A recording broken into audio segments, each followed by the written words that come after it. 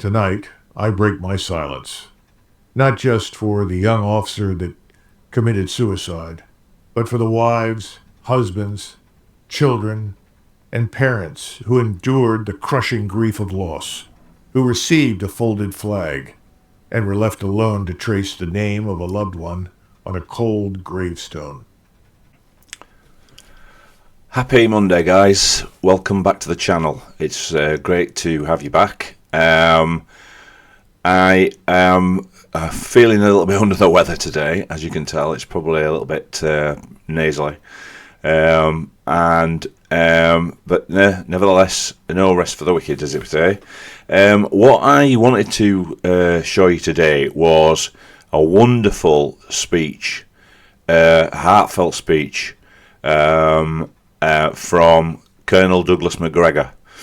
I love this guy. He talks so much sense. He's been there. He's done the business. He's got masses of experience, and for me, he should be in the Trump team now. And it would be brilliant to have him sat at the table in these negotiations with everybody really that there's conflict with at the moment. Such vast experience, and understands the pain and sacrifice of war and doesn't want any more of it. This plea from him, you can see where we are right now. We're on a knife edge in terms of all the flashpoints currently in the world, specifically Iran, and obviously Pakistan, India, but specifically Iran. Obviously Ukraine, Russia looks like it's coming to some negotiation, but the Iran situation is very, very, very, very dangerous right now. And if America, the war hogs in America, the military-industrial complex, the people working in the Pentagon currently trying to force a war, trying to force Pete Hegseth to get us into a war. They are desperate. The old war hogs are desperate for more conflict, and it's difficult. And I think Trump has had enough. I think there's been a certain separation between him and Netanyahu in Israel. So I don't see him doing the bidding, even though people funded his campaign from that side. I think he's taken a very brave decision to step back a little bit from Netanyahu because you could see which way this was going. And obviously they are desperate to get America into a war with Iran. And I don't think Trump wants a war. He's very proud of not having any wars. He's not a war hog. He doesn't want to have any blood on his hands from the armed forces. He wants a strong military. It's peace through strength of military. So the threat of the military is what Trump wants, but he doesn't want to go to war and spend another $2 trillion. So without further ado, I think this message is to everybody. It's to America, it's to the war hogs in America, but it's to all the people involved in all the flashpoints around the world. And I think it's a brilliant, brilliant message. Americans, 34 years ago, it was my honor and privilege to lead American soldiers to victory in battle, to witness the courage and valor of American soldiers at a time and a place when death was all around us. Fortunately, we sustained very few casualties. However, in the years that followed, I watched many of the soldiers I served with pass on, not on foreign battlefields, but on American soil, frequently forgotten by the nation they served. In one case, a major who served with me as a lieutenant in 1993 committed suicide. The memories of the friends he lost in Iraq during a pointless, self-defeating occupation after 2003 were more than he could bear. Yet who today remembers the Iraq War that began in 2003 or that the American military intervention was justified on the utterly false grounds that WMD, that is, weapons of mass destruction, were being built inside Iraq. The conflict took the lives of nearly 4,500 Americans in uniform, not including contractors, of course, and cost $2 trillion. At least 800,000 Iraqi citizens were internally displaced, and several 100,000 Iraqi citizens lost their lives. Tonight, I break my silence, not just for the young officer that committed suicide, but for the wives, husbands, children, and parents who endured the crushing grief of loss, who received a folded flag, and were left alone to trace the name of a loved one on a cold gravestone. War is a predator. It consumes our best, our strength, and our resources, but its most terrible damage is often unseen. War also forces Americans to embrace brutality, to justify barbarism, to become something harder, colder, less humane. President Trump promised to stop the endless wars. Now he really needs to do it.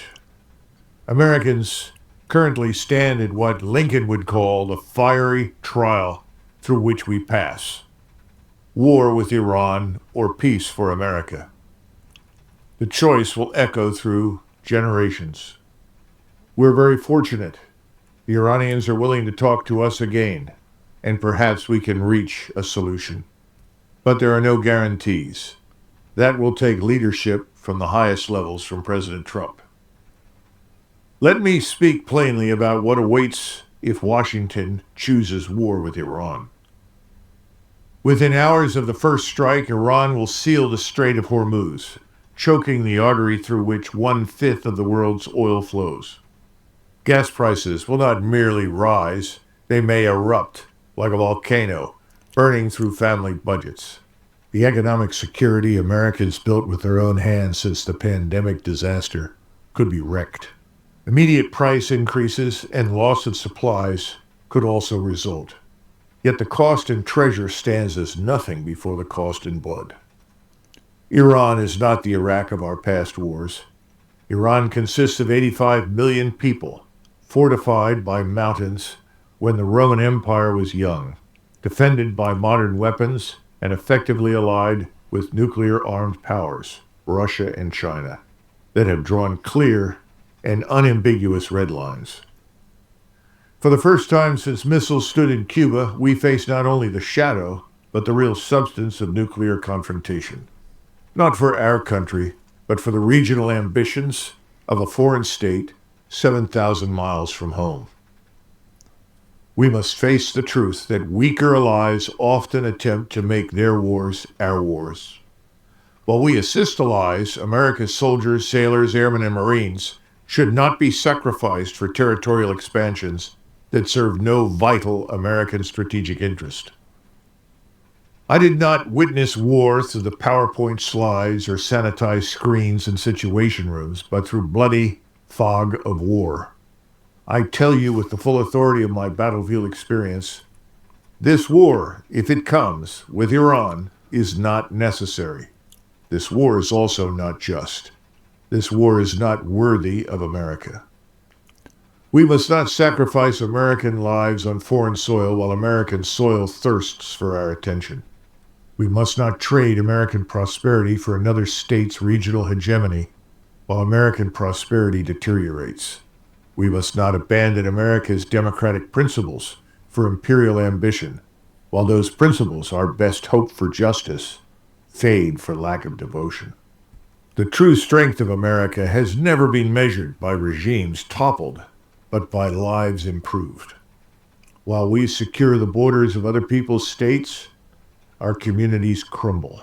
While we send billions abroad, Americans must choose between medicine or food. This is not America first. This is America last.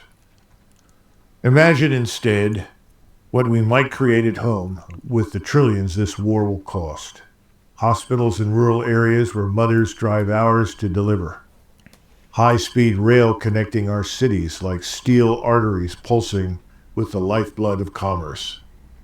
Clean energy systems harnessing the same sun that See, this is really what, you know, they've got to try and do now, and what Trump's got to try and do. And I think that's what he's trying to do. He's trying to break the business model of America, which has been for the last how many decades? Regime change, democratization of other countries that don't need our democracy. You know, they were fine as they were, and you've seen when that democracy has been delivered, those countries have just been destroyed, and they've gone into total meltdown and fractured into hundreds of pieces, with different factions.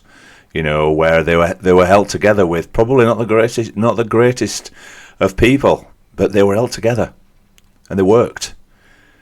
You know, democracy works for us in the West, but it doesn't work for everybody, and we've got to get out of that mindset. And I think Trump sees that. Trump realises that. And there's no way Trump is going to drop another $2 trillion on any war. No way. It's not going to happen. And I think that's why it's broken down between Netanyahu and Trump, because, you know, he's forcing him into a war he doesn't want to have. You know, he wants to spend the money on America. The infrastructure needs absolutely so much work across America. There's nobody spent any money on the infrastructure for so long. It's crumbling. Things need to change. The business model of America needs to change. Trump's the man for that.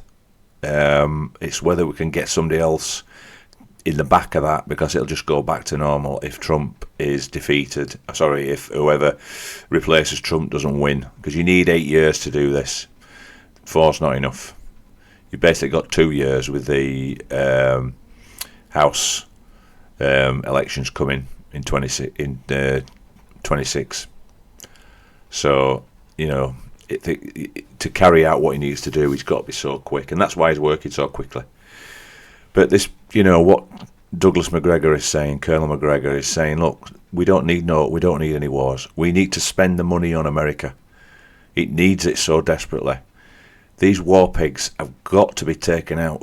Trump has got to do something to stop these people. He's got to clear out the Pentagon of these war criminals. He's got to clear them out. It's going to be a fight, but he's got to get rid of them. You know. Anyway, sorry. I'll carry on with the video. Warren Washington at Valley Forge, schools where every child, from Appalachia to the inner city, receives education worthy of our republic. The Constitution placed the power to decide for peace or war in your hands. Between now and midnight, you should contact your representatives and senators with one message: no war with Iran. Put America first. Make their phones ring until they cannot ignore the righteous thunder of a republic reclaiming its constitutional inheritance. Washington can choose diplomacy over war in its pursuit of a solution. There are many approaches that have yet to be considered. As Lincoln reminded us, ours is a government of the people, by the people, for the people. Let us be the American generation that broke the chain of endless, pointless war, that faced the fierce urgency of peace with the same resolve with which we face the necessity of war.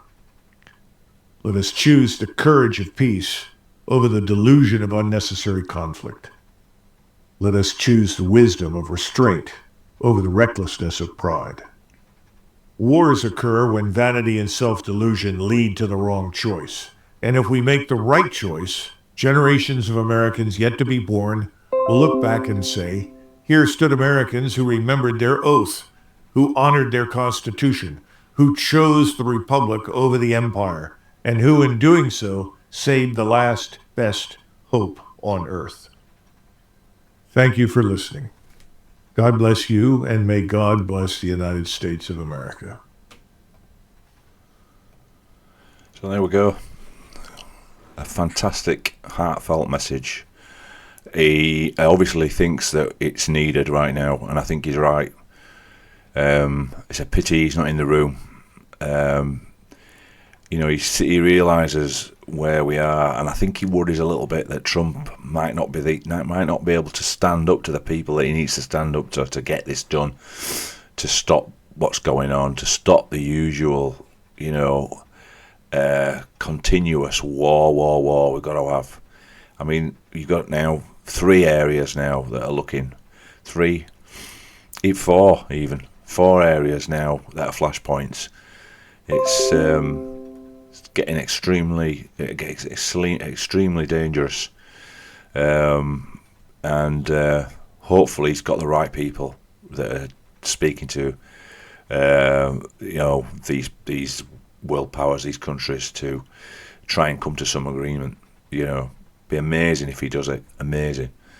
Anyway, thank you for that, and thank you for watching. I thought it was a great message, and let's hope people see it and heed what Colonel Douglas Macgregor has to say. Thank you for watching, and hopefully if you can subscribe, I will bring in you plenty more content, and I will see you soon. Thank you again.